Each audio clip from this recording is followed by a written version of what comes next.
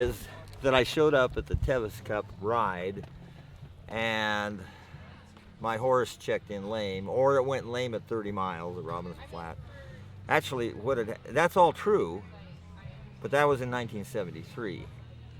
And on the occasion of my horse going lame, I got invited to try to run it next year, which was 74. So I said maybe, and I tend to be a procrastinator, so I still had the same horse the next year, and I knew it couldn't go 100 miles.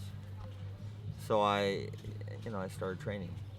My training for this event was I ran from here to Auburn every week and a half for 6 weeks. It was quite a lonely vigil out there. It was a year that was about this hot as it is today.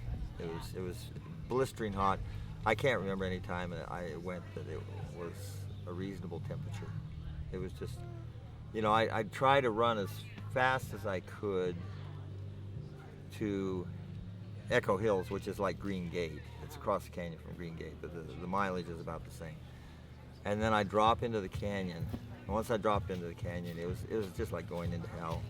But there was one creek that never went dry, which was really wonderful. Oh, that's good. And it was in this like grotto surrounded by all these leaves, and just very shady and cool. And I just, kind of struggle and stagger over, I'd get there and I'd stay there usually about like 15, 20 minutes, and then I'd head on into Auburn, get back out into the heat. It was a brutal year. It was just amazing. Well, the temperature on the day I ran was 107. So, today we say it's a hot day. Jim Walmsby is probably an hour behind, or maybe 45 minutes behind what he would normally do. And this is only 98. That was 107. Yeah. And that wasn't the hottest year. Andy Gonzalez in 77, 3 years later, he had 108. Yeah, 1 degree hotter.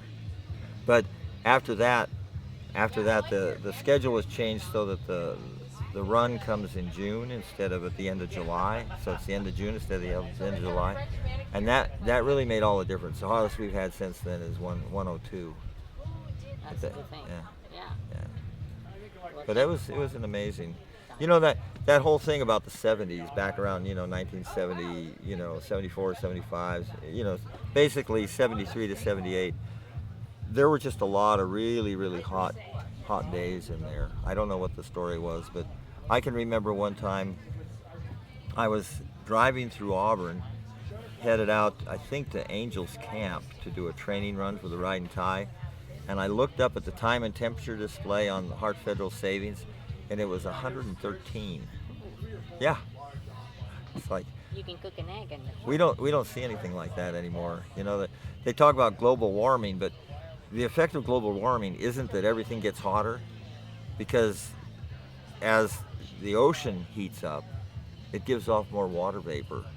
And so what actually happens is the temperature here gets more moderate because there's more water, and water tends to it makes temperature moderate. Water carries a lot of heat, and so it'll absorb a lot of heat, and it'll give off a lot of heat. So what we're getting cooler summers and warmer winters. very good. Yeah, Well, thank kind you of so interesting. much. Yeah, you're welcome. Thank you. Just that.